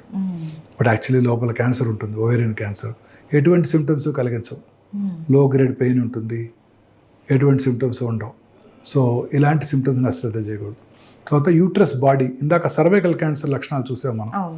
జనరల్గా people belonging to lower socio economic strata. ఇది బాడీ క్యాన్సర్స్, బాడీ అంటే యూట్రైన్ మెయిన్ బాడీ క్యాన్సర్స్. ఇది ఎఫ్లూయెంట్ ఉమెన్లో ఎక్కువ కనబడుతుంది, ఒబీస్ స్త్రీలలో వాళ్ళలో ఎక్కువ కనబడుతుంటుంది. పోస్ట్ మెనోపాజల్ బ్లీడింగ్, పీరియడ్స్ ఆగిపోయిన తర్వాత ఎవరికైనా 1-2 years తర్వాత మళ్ళీ కనుక బ్లీడింగ్ అయితే అశ్రద్ధ చేయకూడదు. చాలామంది ఈ సిమ్టమ్ అశ్రద్ధ చేస్తారు. పీరియడ్స్ ఆగినాక అలా వస్తుంటుందంట, దానికైతే తగ్గిపోద్ది, ఒక్కసారి వచ్చిపోయింది డాక్టర్ గారు, మళ్ళీ 2 నెలల క్రితం మళ్ళీ కనపడింది. అవి ఇది ఎప్పుడు అశ్రద్ధ చేయకూడదు. మెనోపాజ్ వచ్చేసిన తర్వాత మళ్ళీ కనుక బ్లీడింగ్ అయిందంటే వెంటనే దగ్గరలో ఉన్న వారి ఫ్యామిలీ ఫిజిషియన్ లేడీ డాక్టర్ దగ్గరికి వెళ్ళి పరీక్ష చేయించుకోవటం, చిన్న అల్ట్రాసౌండ్ చేసుకుంటేనే ఆ క్యాన్సర్ని ఈజీగా గుర్తించవచ్చు. ఈ క్యాన్సర్ ఇన్సిడెన్స్ కూడా ర్యాపిడ్గా పెరుగుతుంది. అర్బనైజేషన్ పెరిగే కొద్ది ఇవే పెరుగుతున్నాయి. Breast cancer, ovarian cancer, uterine body cancer, ఇవి చాలా కామన్గా పెరిగిపోతున్నాయి. సో ఇవన్నమాట ఈ కామన్ క్యాన్సర్స్ లక్షణాలు. ఈ వార్నింగ్ సిగ్నల్స్ అన్ని చాలా ఇంపార్టెంట్. క్యాన్సర్ ఇన్సిడెన్స్ ర్యాపిడ్గా పెరిగిపోతుంది. మన తెలిసిన వాళ్ళు కానీ ఎవరిలో కానీ ఇలాంటి సిమ్టమ్స్ కనుక చూసినట్టయితే we must warn them, go get checked first. వెళ్ళి మీ ఫ్యామిలీ ఫిజిషియన్ కలువు, లేకపోతే దగ్గరలో ఉన్న సర్జన్ ఆంకాలజిస్ట్ను కలవండి అని మనం వార్న్ చేయాల్సి ఉంటుంది అనమాట. ఈ వార్నింగ్ సిగ్నల్స్ అంటే క్యాన్సర్ ఉన్నది అని కాదు, క్యాన్సర్ ఉండవచ్చు, అవకాశం ఉండొచ్చు. ముందుగా డయాగ్నోస్ చేస్తేనే క్యాన్సర్ క్యూరబుల్, లేకపోతే క్యాన్సర్ క్యూర్ అయ్యే అవకాశాలు చాలా తగ్గిపోతాయి. And blood cancer, bone cancer కూడా అంటూ వస్తుంటాయి. Blood cancer is a very common cancer అండి. పిల్లల్లో వచ్చే కామనెస్ట్ క్యాన్సర్ బ్లడ్ క్యాన్సర్ అందరికన్నా. ఇవి సిమ్టమ్స్ చాలా వేగ్గా ఉంటాయండి. పిల్లల యొక్క గ్రోత్ తక్కువగా ఉంటుంది, పాలిపోవటము, వెయిట్ తగ్గిపోవటము, బాడీ మీద పెటికల్స్ ప్యాచెస్ అంటే చిన్న చిన్న రెడ్ ప్యాచెస్, ప్లేట్లెట్స్ తగ్గిపోవటంతో, లేదా చిన్న ఎబ్రేషన్కే ఒక ఇదంతా కందిపోయినట్టు, కమిలిపోయినట్టు, స్కిన్ కింద బ్లడ్ రావటం, ఇవన్నీ కూడా బ్లడ్ క్యాన్సర్ లక్షణాలు. పిల్లల్లో కానీ పెద్దవాళ్ళలో కానీ. వీక్నెస్, అన్ఎక్స్ప్లెయిన్డ్ వీక్నెస్, ఏం బాగా వీక్నెస్, రక్తం తగ్గిపోవటం, బ్లీడింగ్ స్పాట్స్ రావటం బాడీ స్కిన్ మీద, పెద్దవాళ్ళలో కూడా ఇవి బ్లడ్ క్యాన్సర్ లక్షణాలు. బోన్ ట్యూమర్స్ అన్ని చిన్న వయసులో చూస్తుంటాం. ఇవి పెద్దగా సిమ్టమ్స్ కలిగించవు, పెద్దగా అయ్యేదాకా అసలు కనిపించవు. అందుకే బోన్ ట్యూమర్స్ అనేవి చాలా లేట్ స్టేజెస్లోనే డయాగ్నోస్ చేయబడతాయి. చాలాసార్లు ఏదో చిన్న దెబ్బ తగులుతుంది, అప్పుడు అక్కడ ఎగ్జామిన్ చేసుకుంటే అప్పుడు ట్యూమర్ కనపడుతుంది, నొప్పి కలిగించదు. అందువల్ల అందరూ అశ్రద్ధ చేస్తారు. Generally 20 to 30 years, 12 to 30 years మధ్యలో ఈ బోన్ ట్యూమర్స్ ఎక్కువగా చూస్తుంటాం. సో ఎటువంటి ట్యూమర్ కనుక కల్పించినట్టయితే మనలో వచ్చే ప్రతి మార్పుని కూడా అశ్రద్ధ చేయకూడదు. తద్వారా మనం దీన్ని ముందుగా పట్టుకోవచ్చు అనమాట. అయితే నాకు ఒక చిన్న డౌట్ డాక్టర్ గారు, బోన్ ట్యూమర్ అన్నారు కదా, అది ఏదైనా ఒక్క ప్లేస్ దగ్గర మాత్రమే ఉంటుందా, లేకపోతే ఒక దగ్గర ఉంటే అది మొత్తం బోన్ కి ఎఫెక్ట్ అవుతుంది? ఏ బోన్లో అయినా రావచ్చు. మన బాడీలో 206 బోన్స్ ఉంటాయి. కామనెస్ట్ అంటే ఎక్కడైనా 2 రకాల క్యాన్సర్స్ ఉన్నాయి, Ewing sarcoma, osteosarcoma. Osteosarcoma generally 15 to 30 years లోపలే వచ్చేస్తుంది, అంతకన్నా చిన్న వయసులో రాదు, 20-25లో వచ్చేస్తుంటాయి. జనరల్గా ఈ నీ జాయింట్ చుట్టూ ఏర్పడతాయి అవి. నీ జాయింట్ పైన లేదా నీ జాయింట్ కింద 70% ఆఫ్ కేసెస్లో ఎక్కడైనా కూడా రావచ్చు ఇవి. తర్వాత ఆ బోన్ క్యాన్సర్స్ మీరు అన్నట్టు వెరీ అగ్రెసివ్. బాడీ ఆస్టియోసార్కోమా వచ్చిందంటే within days or weeks లంగ్స్లోకి పాకిపోతాయి. చాలా అగ్రెసివ్ ట్యూమర్స్. రెండోది ఈవింగ్స్ ట్యూమర్స్, చిన్న వయసులో కూడా చూస్తుంటాము, సాఫ్ట్ టిష్యూలో కూడా చూస్తుంటాం, బోన్స్లో కూడా చూస్తుంటాం. అది మనం బయాప్సీ చేసుకోవడం ద్వారా అది ఏ రకమైన క్యాన్సరో తెలుసుకోవచ్చు. అయితే ఇప్పటి వరకు ఎన్ని రకాల క్యాన్సర్స్ ఉన్నాయనేసి చెప్పారు. అయితే మెయిన్ ఈ క్యాన్సర్ రావడానికి కారణాలు ఏంటి, ఎవరికి ఎక్కువ వచ్చే అవకాశాలు ఉంటాయి చెప్తారా? సో క్యాన్సర్ రావడానికి గల కారణాలు అనేది 100% ఇది కాజ్ అండ్ ఎఫెక్ట్ కారణం ఏమి లేదండి, ఎక్సెప్ట్ గర్భసంచి ముఖద్వార క్యాన్సర్ తప్ప. గర్భసంచి ముఖద్వార క్యాన్సర్కి ఒక కాజ్ అండ్ ఎఫెక్ట్ ఉంది. అంటే ఏంటంటే కాజ్ ఏంటంటే human papillomatous viral infection, HPV virus. ఆ హెచ్పివి వైరస్ మన సర్వైకల్ ఎపిథీలియంలోకి వెళ్ళి అది ఇంట్రాసెల్యులర్గా ఉంటుంది, అంటే సెల్ లోపల ఉంటుంది. సెల్ లోపల ఉంటే మన బాడీ డిఫెన్స్ మెకానిజమ్స్కి అందదు, అందువల్ల దానికి యాంటీబాడీస్ డెవలప్ అవ్వవు. మీకు గుర్తుందా, కరోనా వచ్చినప్పుడు అందరూ నా యాంటీబాడీ టైటర్ ఎంత ఉంది, నీదెంత ఉంది, యాంటీబాడీ టైటర్ చెక్ చేసుకునేవాళ్ళం. ఒకసారి కరోనా వస్తే ఆ యాంటీబాడీస్ పెరిగి రెండోసారి కరోనా రావటాన్ని నిరోధిస్తాయి కదా, వచ్చిన తట్టుకునే అంత శక్తిని అయితే ఇస్తాయి. కానీ ఈ cervical cancer virus, human papillomatous virus ఎంత స్మార్ట్ అంటే అది సెల్ లోపలే ఉంటుంది, సెల్ బయటకు రాదు. అందువల్ల మన బాడీ డిఫెన్స్ మెకానిజమ్స్ దాన్ని గుర్తించలేవు. సో అందువల్ల దానికి యాంటీబాడీస్ డెవలప్ అవ్వవు. సో అందువల్ల రిపీటెడ్ వైరల్ ఇన్ఫెక్షన్స్ వల్ల ఈ క్యాన్సర్ వచ్చేస్తుంది. దీనికి ఇప్పుడు అందుకే వ్యాక్సిన్ కనుక్కున్నారు. వ్యాక్సిన్ ఏం చేస్తుందంటే యాంటీబాడీస్ని ప్రొడ్యూస్ చేస్తుంది, తద్వారా మళ్ళీ రీఇన్ఫెక్షన్ రాకుండా చేస్తుంది. సో ఇది హ్యూమన్ పాపిలోమాటస్ వైరస్. ఇలా కాజ్ అండ్ ఎఫెక్ట్ రిలేషన్ మిగతా ఏ క్యాన్సర్స్కి లేదు. హెపటైటిస్ బి వైరస్ ఇన్ఫెక్షన్ ఉన్న వాళ్ళలో లివర్ సిరోసిస్ వస్తుంది. లివర్ సిరోసిస్ వచ్చినప్పుడు లివర్ రీజనరేషన్ జరుగుతుంది. ఆ రీజనరేటివ్ ప్రాసెస్లో క్యాన్సర్ రావచ్చు. So HBV human hepatitis B viral infection వచ్చిన వాళ్ళలోను, హెపటైటిస్ సి వైరల్ ఇన్ఫెక్షన్ వచ్చిన వాళ్ళలోను లివర్ సిరాసిస్ వచ్చి ఆ క్రానిక్ లివర్ డిసీజ్ వలన లివర్ క్యాన్సర్ వచ్చే అవకాశాలు ఉంటాయి. ఈ రెండు వెరీ ఇంపార్టెంట్. తర్వాత అలాగే నార్త్ ఆఫ్రికాలో ఎప్స్టీన్ బార్ వైరస్ అనే ఒక వైరస్ ఇన్ఫెక్షన్ వలన కొన్ని బర్కిట్స్ లింఫోమా అనే ఒక స్పెషలైజ్డ్ హెమటలాజికల్ మలిగ్నెన్సీస్ వస్తుంటాయి, అవి కూడా చూస్తుంటాం. ఇవి కాక మిగతా క్యాన్సర్స్ అన్నిటికీ కూడా ఖచ్చితంగా ఇది కారణం అని చెప్పలేము. అంటే కొన్ని ఇంపార్టెంట్ కారణాలు ఉన్నాయి, మనందరికీ తెలుసు. స్మోకింగ్ వల్ల లంగ్ క్యాన్సర్ వస్తాయి, స్మోకింగ్ వల్ల అనేక రకాల క్యాన్సర్స్ వస్తాయి, ఇవన్నీ మనకు తెలుసు. బట్ డెఫినెట్గా నాన్ స్మోకర్లో కూడా లంగ్ క్యాన్సర్ చూస్తుంటాం. అవును, స్మోకింగే చేయని 12 ఏళ్ళ ఆడపిల్ల కూడా లంగ్ క్యాన్సర్ చూసాం. సో ఇది డెఫినెట్గా ఇది కారణం అని మనం చెప్పగలిగిందే లేదు. But there are general causes which are very very important to us. ఒకటి జెనెటిక్ ఫ్యాక్టర్స్, అది మన కంట్రోల్లో లేదు. జెనెటిక్ ఫ్యాక్టర్స్ అంటే బెస్ట్ ఎగ్జాంపుల్ ఆంజెలినా జోలీ. వారి మదర్కి ట్రిపుల్-నెగటివ్ బ్రెస్ట్ క్యాన్సర్ ఉండింది. సో వారు చెక్ చేయించుకొని ఆ BRCA1 BRCA టెస్ట్ చేయించుకొని వారికి 31 years అప్పుడే అది చెక్ చేసుకొని అది పాజిటివ్ ఉంటుంటే వారికి ఖచ్చితంగా human hereditary breast ovarian cancer syndrome అంటారు. సో వారికి 100% బ్రెస్ట్ క్యాన్సర్ వస్తుంది, 70% 80% ఓవేరియన్ క్యాన్సర్ వస్తుందని తెలుసుకొని ముందుగా జబ్బు రాకముందే 2 బ్రెస్ట్లు తీయించేసుకున్నారు, 2 ఓవరీలు తీయించేసుకున్నారు. అలాంటి జెనెటిక్ ఫ్యాక్టర్స్ ఉండవచ్చు, BRCA1 BRCA2, అది మనం డిస్కస్ చేస్తాం. మిగతా కారణాలు ఎన్విరాన్మెంటల్ ఫ్యాక్టర్స్. దీనికి మనకి దీని మీద కంట్రోల్ ఉంది. కాకపోతే ఈ అర్బనైజేషన్ పెరిగే కొద్ది ఎన్విరాన్మెంటల్ ఫ్యాక్టర్స్ ఎక్కువైపోతున్నాయి. ఫస్ట్ మోడర్నైజేషన్ చూడండి. ఈ మోడర్న్ మనం వీఆర్ ఫైటింగ్ విత్ నేచర్తో ఫైట్ చేస్తున్నాం. మనం ఎప్పుడు ఎండలోకి వెళ్ళలేదు, ఇంట్లోనే ఉంటున్నాము, ఎయిర్ కండిషన్ రూమ్స్లో ఉంటున్నాము. మార్నింగ్ లేవగానే plastic tooth brush, synthetic toothpaste, plastic tongue cleaner, plastic mug, plastic బకెట్లో హాట్ వాటరు, తర్వాత పొద్దున్నే మైక్రోవేవ్లో చేసుకున్న దాన్ని వేడి చేసుకొని బ్రేక్ఫాస్ట్ తింటాం. ఆర్టిఫిషియల్ సింథటిక్ క్లోత్స్, ఇవన్నీ కూడాను డెఫినెట్గా క్యాన్సర్ కారకాలే. తాగే ప్లాస్టిక్ బాటిల్లో వాటరు, హాట్ వాటరు, అది ఏం చేయక్కర్లేదు. వేడిగా ఉన్న కారులోకి వెళ్ళి కూర్చుని ఆ కారులో ఉన్న ప్లాస్టిక్ నుంచి వచ్చే ఫ్యూమ్స్, మనకి సమ్మర్లో 40 degrees 45 degrees వచ్చేస్తుంది హైదరాబాద్లో కూడా. ఆ డిగ్రీలో ఆ కార్లోకి వెళ్ళి కూర్చున్నామంటే ఆ కారు యొక్క ఆ ప్లాస్టిక్ ఇంటీరియర్స్ అంతా ప్లాస్టికే కదండి, కారు లోపలంతా, వాటి నుంచి వచ్చే ఫ్యూమ్స్ అన్నీ కూడా క్యాన్సర్ కారకాలే. ప్లాస్టిక్ వాటర్ బాటిల్ నుంచి అన్నీ కూడా క్యాన్సర్ కారకాలే మనకి. ఇది మనకి ఎలాగో అవాయిడ్ చేయలేం, మరి తప్పదు. మరి ప్రస్తుతం ఉన్న ఏజ్లో అవాయిడ్ చేయలేం. పూర్వకాలంలో లాగా మరచెంబులు తీసుకొని మనం వెళ్ళి వాటర్ తాగలేం కదా. సో ఇవన్నీ కూడా కారకాలండి. ఇలా అనేక రకాలుగా పొల్యూషన్. ఆ తర్వాత ఇంకొకటి మోస్ట్ ఇంపార్టెంట్, ఆర్టిఫిషియల్ లైట్స్. ఇప్పుడు రాత్రిపూట చక్కగా 6:30-7 భోజనం చేసి ఇంతకుముందు 8-9 కల్లా పడుకొని నిద్రపోయి పొద్దున్నే లేవడం జరిగేది. లేచిన వెంటనే చక్కగా ఎండలో కూర్చునేవారు, ఎండలో పని చేసుకునేవాళ్ళు. వాళ్ళ ఫ్రెష్గా వాళ్ళ గేదెల నుంచి పాలు తీసుకొని తాగేవాళ్ళు. వాళ్ళ వెజిటబుల్ గార్డెన్లో వెజిటబుల్ పండించుకునేవాళ్ళు. పొలానికి వెళ్ళి పంటలు పండించుకునేవాళ్ళు. ఎండలో అంత ఆర్గానిక్ ఉండేది. చక్కగా షర్ట్ తీసి పొలం పని చేసేవాళ్ళు. అన్ని రకాల ఒక విటమిన్ డి, మనకు తెలిసిన విటమిన్, తెలియనివి ఉన్నాయో సూర్యరశ్మిలో. సో ఇవాళ హెల్దీ లైఫ్ స్టైల్ ఉండింది, హ్యాపీగా ఉండేవాళ్ళు. పక్కన కారు ఉంది, మన కారు లేదు, ఇలాంటి ఇవి బాధలు లేవు.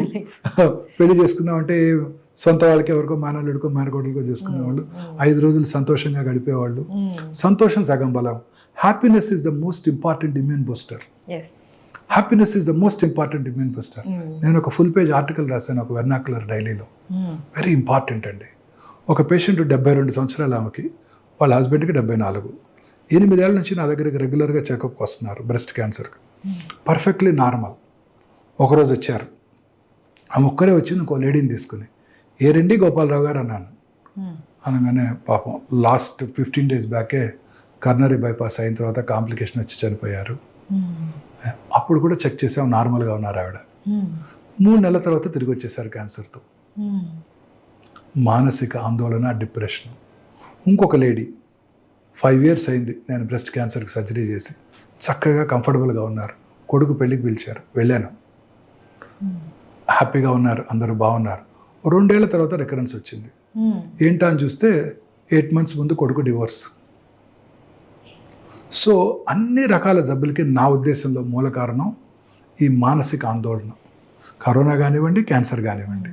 చాలా రకాల వ్యాధులు అన్ని కూడా, జబ్బులకి కూడా ఈ ఇమ్యూనిటీ, అది రొమటాయిడ్ ఆర్థరైటిస్, ఇవన్నీ కూడా ఈవెన్ డయాబెటిక్, అన్ని జబ్బులకి మూల కారణం మానసిక ఆందోళన. సంతోషంగా సగం బలం అని పెద్దవాళ్ళు చెప్పారు. సంతోషంగా లేకపోతే నీదేటి. రెండోది నిద్ర, వెరీ ఇంపార్టెంట్ ఇమ్యూన్ బూస్టర్ అండి నిద్ర. ఇప్పుడు పూర్వకాలంలో 6-7 పడుకునేవాళ్ళు, తినేసేవాళ్ళు ముందు, అర్లీగా తినేసి 8-9 పడుకునేవాళ్ళు. ఈ టీవీలు లేవు, చక్కగా వీధరి మీద కబుర్లు చెప్పుకునేవాళ్ళు, లేకపోతే ఏదో పని చేసుకునేవాళ్ళు. ఇంత పని చేయాల్సిన అవసరం కూడా ఉండేది కాదు. మనలాగా రోజుకి 16 గంటలు. 9 పడుకునేవాళ్ళు, పొద్దున్న 6 లేసేవాళ్ళు. రాత్రి 2-3 గంటలకి వాళ్ళలో మెలటోనిన్ అనే హార్మోన్ ఉత్పత్తి అవుతుంది ఆ స్లీప్లో. ఆ melatonin strong anti cancer properties. ఇప్పుడు ఏం చేస్తున్నాము, రాత్రి 10-11 దాకా టీవీ చూస్తున్నాం, 11 పడుకోవడానికి 1 దాకా మనం ఆ బ్లూ స్క్రీన్ చూస్తూ మొబైల్లో మన వాట్సాప్ మెసేజ్లను, యూట్యూబ్లో వీడియోలు చూసుకుంటూ పడుకుంటున్నారు. ఆ మెలటోనిన్ హార్మోన్ ఉత్పత్తి జరగట్లేదు, దానివల్ల క్యాన్సర్ వచ్చేస్తుంది. ఈ పొద్దున్నే వస్తాను 5:30కి నేను ఇంటి నుంచి వస్తుంటే, గచ్చిబౌలికి వస్తుంటే చూస్తుంటే అన్ని పెద్ద పెద్ద స్కై స్క్రాపర్స్, అన్ని చోట్ల ఫుల్ లైట్స్ ఉంటాయి. ఆ లైట్స్లో పనిచేసే స్త్రీలందరికీ కూడాను క్యాన్సర్ వచ్చే అవకాశాలు ఎక్కువగా ఉంటాయి.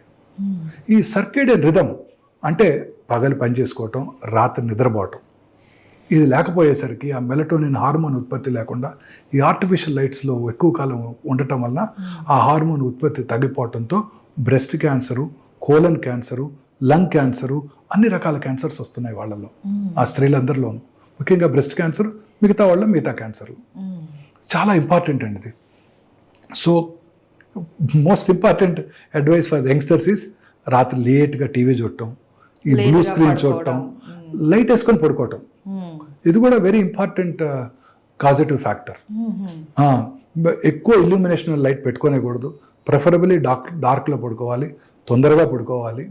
అప్పుడే మెలటోనిన్ హార్మోన్ ఉత్పత్తి అవుతుంది. ఈ బెడ్ లైట్స్ అన్ని కూడా క్యాన్సర్ కలిగించవచ్చు. అన్ని రకాల లైట్స్లో కూడా రెడ్ కలర్ బెడ్ లైట్ కనుక పెట్టుకుంటే అతి తక్కువ ఇన్ఫ్లుయెన్స్ ఆన్ మెలటోనిన్ ప్రొడక్షన్ అంట. Very important. Bed light red కలర్లోనే ఉంచుకోండి, మిగతా కలర్స్లో ఉంచుకోవద్దు. అతి తక్కువ ఇల్యూమినేషన్ ఉండటం, చిన్న అవసరమైతే, లేకపోతే ప్రిఫరబుల్లీ డార్క్లో పడుకోవటం, తొందరగా పడుకోవటం వెరీ ఇంపార్టెంట్ మనందరికీ కూడా క్యాన్సర్ని ప్రివెంట్ చేయడానికి. మన పిల్లలకి, మేమంటే ఈ స్టేజ్కి 60 ఏళ్ళు వచ్చేసినాయి, ఇప్పుడు మనం ఇంకా మార్చుకోలేము లైఫ్ స్టైల్. బట్ పిల్లలందరికీ, నెక్స్ట్ జనరేషన్కి ఇది వెరీ ఇంపార్టెంట్. ఈ బ్లూ స్క్రీన్ చూడటం, రాత్రిపూట టీవీ చూసుకుంటూ 12 దాకా పడుకోవటం, లైట్ వేసుకొని పడుకొని నిద్రపోవటం. ఇక సరే, ఆఫీస్ అవర్స్ వాళ్ళు మన యూరోపియన్ టైమింగ్స్కి, అమెరికన్ టైమింగ్స్కి పనిచేస్తుంటారు మన పిల్లలు. అక్కడంతా ఈ సాఫ్ట్వేర్ ప్రొఫెషనల్స్, ఇక తప్పదు. But they are all definitely important causes of cancer అండి. ఇది కాక పొల్యూషన్, ఆటోమొబైల్ పొల్యూషన్, అర్బనైజేషన్ పెరిగే కొలది క్యాన్సర్ పెరిగిపోతుంది. భారతదేశంలో ఇప్పటికీ రూరల్ కమ్యూనిటీలో క్యాన్సర్ ఇన్సిడెన్స్ తక్కువగానే ఉంటుంది. ఈ అర్బన్ ఏరియాస్లో మెయిన్ ప్రాబ్లమ్స్ ఏంటి? Industrial pollution, automobile pollution. మీరు సిగరెట్ తాగక్కర్లేదు, మీరు పంజగుట్ట చౌరస్తాలో 5 నిమిషాలు నుంచోండి, మీరు 100 సిగరెట్లు తాగితే ఎంత పొల్యూషన్ వస్తుందో అంత పొల్యూషన్ వచ్చేస్తుంది. ఆటోమొబైల్ పొల్యూషను, ఇండస్ట్రియల్ పొల్యూషను, ఈ రబ్బర్ ఫ్యాక్టరీసు, బార్బర్స్ రెగ్యులర్గా అందరికీ డై చేస్తారు అనుకోండి, వాళ్ళకి ఆ డై నుంచి ఇన్హేల్ చేస్తారు. లూజ్గా పెయింట్స్ అమ్ముతున్నారు, దానివలన tobacco industry, asbestos industry, rubber industry, nickel cadmium battery industries, వీళ్ళందరూ కూడా క్యాన్సర్ వచ్చే అవకాశాలు, ఇండస్ట్రీస్లో పనిచేసే వాళ్ళు క్యాన్సర్ వచ్చే అవకాశాలు ఎక్కువగా ఉంటాయి. So industrial pollution, automobile pollution, తర్వాత ఫాస్ట్ ఫుడ్స్, ఇవన్నీ క్యాన్సర్ కారకాలు. ఈ పిజ్జాలు, బర్గర్లు, ఐస్ క్రీములు, బక్లవాలు అన్నీ all in all they are all cancer కారకాలు. అవన్నీ కూడా హై ఫుడ్, ఫ్యాటీ ఫుడ్ తినే వాళ్ళందరిలో కూడా అనేక రకాల క్యాన్సర్స్ వస్తాయి. చిన్న ఎగ్జాంపుల్, జాపనీస్లో క్యాన్సర్ ఇన్సిడెన్స్ చాలా తక్కువ. వాళ్ళు హెల్తీ ఫుడ్ తింటారు, చైనీస్ కూడా హెల్తీ ఫుడ్ తింటారు, వాళ్ళలో క్యాన్సర్ ఇన్సిడెన్స్ చాలా తక్కువ. ఇన్ఫ్యాక్ట్ జపాన్కి మనకు ఒక చిన్న సిమిలారిటీ ఉంది. మనలో సౌత్ ఇండియాలో రైస్ ఎక్కువ తింటాము, జాపనీస్ కూడా రైస్ ఎక్కువ తింటారు. జపాన్లో రైస్ చాలా ఎక్కువ తింటారండి, వాళ్ళు కూడా స్టేపుల్ డైట్ రైసే వాళ్ళు. వీళ్ళలో ఇద్దరిలో కూడా స్టమక్ క్యాన్సర్ చాలా common cancer. Rice eating populations రెండు కూడా, జపాన్, సౌత్ ఇండియా. నేను నా పర్సనల్ ఒపీనియన్ అండి, 5 థింగ్స్ అవాయిడ్ చేయాలండి. వైట్ రైస్, వైట్ షుగర్, రా షుగర్ వాడుకోవటం, లేదా జాగరీ వాడుకోవటం, వైట్ సాల్ట్, తర్వాత వైట్ మైదా, వైట్ లైట్. ఓకే. ఈ ఐదు వైట్ అన్నది కంప్లీట్ వైట్ మనకి కాదు అసలుకి. బ్రౌన్ రైస్, దంపుడు బియ్యం తినండి, రా షుగర్ వాడుకోండి, బ్రౌన్ షుగర్ వాడుకోండి, రాక్ సాల్ట్ వాడుకోండి, మైదా అసలు తినకండి, మిల్లెట్స్, గోధుమలో, బార్లియో, రాజ్మా, అదేంటి ఉంటారు చాలా రకరకాల మిల్లెట్స్ ఉన్నాయి, కొరలు, అవి తినండి. వైట్ లైట్ అవాయిడ్ చేయండి, ఆర్టిఫిషియల్ లైట్ని అవాయిడ్ చేయండి రాత్రిపూట ఎస్పెషల్లీ.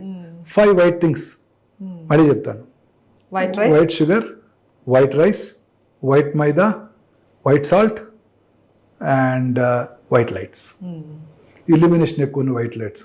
ఈ 5 డేంజరస్ అండి, వీటిని అవాయిడ్ చేయాలి మన అందరం కూడా. ఎలా అవాయిడ్ చేయాలో, పార్బాయిల్డ్ రైస్ తింటాం, తెలంగాణలో బోల్డ్ చక్కగా దొరుకుతుంది పార్బాయిల్డ్ రైస్, దంపుడు బియ్యం కూడా చక్కగా దొరుకుతాయి. సో సాల్ట్ మనం తగ్గించుకోవాలి, rock salt. Sugar white sugar usage తగ్గించేసుకోవాలి. షుగర్ తినటం వల్ల క్యాన్సర్ వస్తుందని అడుగుతారు చాలా మంది. షుగర్ తినటం వల్ల అనేక రకాల జబ్బులు వస్తాయి. క్యాన్సర్ వచ్చిన వాళ్ళు షుగర్ తినకూడదా అని అడుగుతారు. అన్ని మితంగా తీసుకోవాలి, అన్ని మితంగా తీసుకోవాలి. ప్రిఫరబుల్లీ బ్రౌన్ షుగర్, లేదంటే బెల్లం, బెల్లం, జాగరీ.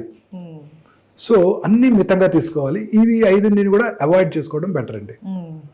సో ఈ వైట్ తర్వాత ఈ పెస్టిసైడ్స్, మనం తినేవన్నీ ఇవే కదండి. పెస్టిసైడ్స్ వాడుతున్నారు, ఫర్టిలైజర్స్ వాడుతున్నారు, ఇవన్నీ వాటి వల్ల పొల్యూషనే కదండి. ఆర్గానిక్ ఉత్పత్తి తగ్గిపోతుంది, అది పెంచగలగాలి. సో పాలలో కూడా ఆక్సిటోసిన్ ఇచ్చి గేదెలకి పాలు ఎక్కువ ప్రొడ్యూస్ చేయడానికి, ఆ పిల్లల్లో కూడా ఎర్లీ మెనార్ష్ వచ్చిన వల్ల బ్రెస్ట్ క్యాన్సర్ వచ్చే అవకాశాలు ఎక్కువ ఉంటాయి, ఆ పాలు తాగిన పిల్లలందరికీ కూడా ఆక్సిటోసిన్ వల్ల. సో ఇలా అనేక రకాలుగా మనం అంతా కూడా నేచర్తో ఫైట్ చేస్తున్నాం. సూర్యరశ్మిలోకి వెళ్లకుండా, రాత్రిపూట పడుకోకుండా, ఇవన్నీ కూడాను మనలో వచ్చే ప్రతి మార్పు కూడా ఈ క్యాన్సర్కి దారితీస్తున్నాయి. సో దీనితో పాటు దురలవాట్లు, స్మోక్ చేసిన 6 సెకండ్స్లో 400 to 600 కార్సినోజన్స్ బ్లడ్లోకి వెళ్ళిపోతాయి. ఇమాజిన్ చేయండి, కార్సినోమా సర్విక్స్ వాడిడైసే పూరర్ సెక్షన్స్ ఆఫ్ సొసైటీలో కనబడుతుంది, రిచ్ పీపుల్ కూడా కనపడుతుంది, స్మోక్ చేసే ఆడవాళ్ళలో. అంటే ఇక్కడ స్మోక్ చేస్తే ఆ టాక్సిన్ గర్భసంచి ముఖద్వారం దగ్గర సెక్రెట్ చేయబడి అక్కడ క్యాన్సర్ కలిగిస్తుంది. స్మోక్ వల్ల గర్భసంచి ముఖద్వార క్యాన్సర్ కూడా వస్తుంది. అంటే ఎంత పవర్ఫుల్ చూడండి అది. మరి smoking effects every system in the body అండి. బ్రెయిన్లో ఉన్న రక్తనాళాలని, కంటిలో ఉన్న రక్తనాళాలని, కాళ్ళలో ఉన్న రక్తనాళాలని, కరోనరీస్ని, తర్వాత లంగ్ క్యాన్సర్, బాడీలో అనేక రకాల క్యాన్సర్స్. స్మోకింగ్, డయాబెటీస్ అండి, తల నుండి కాలు వరకు అన్ని సిస్టమ్స్ని ఎఫెక్ట్ చేస్తాయి అవి. ఈ రెండు కూడా. అంటే డయాబెటీస్ వల్ల క్యాన్సర్ వస్తుంది కాదు, బట్ కొంత వచ్చే అవకాశాలు ఎక్కువ ఉంటాయి. But smoking is definitely injurious to health. Smoking, smokeless tobacco, అన్ని రకాల టొబాకో యూసేజెస్, స్మోక్లెస్ టొబాకో, ఈ సిగరెట్స్ అన్ని కూడా బ్యాన్ చేయాల్సిందే. ఇప్పుడు ఉదాహరణకి చాలా మంది ఈ సిగరెట్ తో ఏమి ఇబ్బంది లేదండి, అందులో ఆయుర్వేదం సిగరెట్లు అనేసి అంటారు, అది కూడా ఏం టొబాకో ఉండదు, అదేమి ఇబ్బంది ఉండదని అది కూడా వాడుతూ ఉంటారు. అందులో కరెక్ట్ గా ఏముంటుందో మనకు తెలియదు. ఈ సిగరెట్స్ లో ఉండేది కూడా నికోటిన్, అది కూడా it is also carcinogenic. Just నేను చక్కగా అయిపోయిన తర్వాత తమలపాకు తింటాను, అవి తింటాను, అవి కూడా carcinogenic. Betel nut itself is carcinogenic. So అన్ని రకాలు మనం నేచర్తో ఫైట్ చేస్తున్నాం. నేచురల్ ఫుడ్ సబ్స్టెన్సెస్ తినకుండా, మనం ఇంతకుముందు మన ఆహారపు అలవాట్లన్నీ మార్చేసుకొని టైంకి ఫుడ్ తినకుండా ఇవన్నీ కూడా ఈ ఫాస్ట్ ఫుడ్లు, బర్గర్లు, ఇవన్నీ కూడా అవాయిడ్ చేస్తూ, క్యాన్డ్ ఫుడ్స్, టిన్డ్ ఫుడ్స్ ఇవన్నీ తీసుకుంటూ, ఈ పొల్యూటెంట్స్, కెమికల్ సబ్స్టెన్సెస్, కర్డ్ అంతా ఇప్పుడు మనకి ప్యాక్డ్ కర్డ్ వస్తుంది కదండి, యోగర్ట్ అని తింటుంటాం. అన్నీ కూడా వాటిలో ప్రిజర్వేటివ్స్ వాడతారు కదా, ప్రతి ప్రిజర్వేటివ్ కూడా టాక్సికే కదండి. తర్వాత వాటిని మళ్ళీ ఓవెన్లో చేసుకొని వేడి చేసుకోవటం, ఇదేమంటారు నాన్ స్టిక్ ప్యాడ్స్, ప్యాన్స్, ఇవన్నీ కూడా టెఫ్లాన్ కోటెడ్ ప్యాన్స్, ఇవన్నీ కార్సినోజెనిక్. తర్వాత రీయూజ్డ్ ఆయిల్స్, ఇప్పుడు పొద్దున్నే బయట మిరపకాయ బజ్జీలు వేస్తుంటారు, చాలా ఇష్టంగా తింటుంటారు అక్కడ బాగుంటాయని చెప్పి, అదే ఆయిల్ పొద్దున్నే పెట్టేస్తాడు, దాంట్లోనే అదే ఆయిల్ ఆ ఆయిల్ రిలీజ్ అయినప్పుడు అనేక రకాలైన టాక్సిన్స్ దాంట్లోకి వస్తుంటాయి. ఈ రిఫైన్డ్ ఆయిల్స్ ఇవన్నీ కూడా టాక్సిన్స్ ఏనండి. సో ఇలా అనేక రకాలుగా మనం ఈ టాక్సిన్స్కి, ఎన్విరాన్మెంటల్ పొల్యూషన్కి ఎక్స్పోజ్ అవటం వల్ల ఈ క్యాన్సర్ ఇన్సిడెన్స్ ర్యాపిడ్గా పెరిగిపోతుంది. సో ఫ్రెష్ ఫ్రూట్స్, అది కూడా ప్రిఫరబుల్లీ పెస్టిసైడ్స్ అవి లేకుండా ఆర్గానిక్ ఫ్రూట్స్, వెజిటబుల్స్, గ్రీన్స్ ఆకుకూరలు ఎక్కువగా తింటూ ఈ రెడ్ మీట్ అవన్నీ తక్కువగా తీసుకుంటూ రెగ్యులర్గా ఎక్సర్సైజ్ చేస్తూ లీన్ బాడీ మాస్ మెయింటైన్ చేస్తూ ఒబేసిటీ ఉన్న వాళ్ళలో క్యాన్సర్స్ ఎక్కువ ఉంటాయి. ఓకే. ఎక్సర్సైజ్ రెగ్యులర్గా చేస్తూ వాటికి దూరంగా ఉంటే క్యాన్సర్ నుంచి కూడా దూరంగా ఉండవచ్చు. ఓకే, తగ్గించుకోవచ్చు. సార్, కొన్ని రకాల క్యాన్సర్స్కి ప్రివెంట్గానే వ్యాక్సిన్ వచ్చింది అని అంటున్నారు కదా, ఎలాంటి క్యాన్సర్కి మనం ప్రివెంట్గా మోస్ట్ వ్యాక్సిన్ ఇంపార్టెంట్ మనం డిస్కస్ చేసాం cervical cancer cause and effect. Human papillomatous virus infection వల్ల క్యాన్సర్ వస్తుంది, దానికి వ్యాక్సిన్ కనుక్కున్నారు. హెచ్పివి వ్యాక్సిన్ అన్నమాట. ఈ వ్యాక్సిన్ ప్రిఫరబుల్లీ 10 years రాగానే మన ఆడపిల్లలందరికీ ఇచ్చినట్టయితే ఈ క్యాన్సర్ అవడాన్ని పూర్తిగా నిరోధించవచ్చు. 10 years నుంచి ఇవ్వచ్చు. 10 years నుంచే ఇచ్చేయచ్చు. 10 years నుంచి ఇచ్చేయాలి. ఇన్ఫెక్షన్ రాకముందే ఇచ్చేయాలి. పెళ్లి కానంత వరకు ఇవ్వచ్చు. పెళ్ళైన వాళ్ళకి ఇవ్వాలంటే ముందుగా ఒకసారి చెక్ చేసుకొని పాప్స్మియర్ చేసుకొని క్లినికల్ ఎగ్జామినేషన్ చేసుకొని క్యాన్సర్ లేదు అని గుర్తుంచుకొని ఆ తర్వాత తీసుకోవాలి. పెళ్ళైన వాళ్ళు కూడా వ్యాక్సిన్ తీసుకోవచ్చు. 45 years వరకు కూడా తీసుకోవచ్చు. బట్ ఇంత ఎఫెక్టివ్గా ఉండదు. ఓకే, ఇంత ఎఫెక్టివ్గా ఉండదు. పెళ్ళైన వాళ్ళు ఒక 6 months వ్యాక్సిన్ 3 doses 6 months తీసుకోవాల్సి ఉంటుంది. ఆ తర్వాత ఒక 6 months ప్రెగ్నెన్సీ అవాయిడ్ చేయాల్సి ఉంటుంది. ఓకే, 45 years వరకు తీసుకోవచ్చు. But best age to give is 10 to 12 years.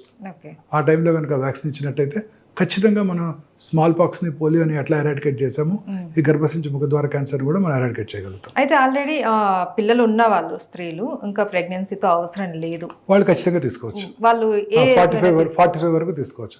ఆ తర్వాత పెద్ద బెనిఫిట్ ఉండకపోవచ్చు, ఎందుకంటే ఆ పాటికి చాలా రిపీటెడ్గా ఇన్ఫెక్షన్స్ వచ్చేసి ఉంటాయి కాబట్టి. తీసుకోవడం వల్ల నష్టమే లేదు కానీ పెద్ద బెనిఫిట్ ఉండదు. అలాగే ఈ liver cirrhosis, hepatitis B infection liver సిరాసిస్కి దారితీస్తుంది, లివర్ క్యాన్సర్కి దారితీస్తుంది. సో దాన్ని హెపటైటిస్ బి వ్యాక్సిన్ ఇవ్వాలి.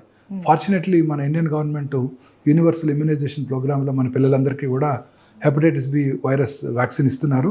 సో అది కవర్ అయిపోతుంది. మా జనరేషన్లో ఉండేది కాదు అది. సో మేము అప్పుడు ఇంటర్న్షిప్లో కొత్తగా వ్యాక్సిన్ వచ్చినప్పుడు ఆ వ్యాక్సిన్ తీసుకున్నాం అందరం. ఇక్కడ మాకు పేషెంట్స్ నుంచి మాకు రాకుండా ఉండడం కోసం. సో హెపటైటిస్ బి వైరల్ ఇన్ఫెక్షన్కి ప్రివెంట్ చేయడానికి ఈ హెపటైటిస్ బి వ్యాక్సిన్ ఉపయోగపడుతుంది. అది తీసుకొని వాళ్ళలో సిరాసిస్ సిరాటిక్స్లో ఈ లివర్ క్యాన్సర్ వచ్చే అవకాశాలు ఎక్కువగా ఉంటాయి. Okay, thank you sir, thank you so much. Thank you, నమస్తే.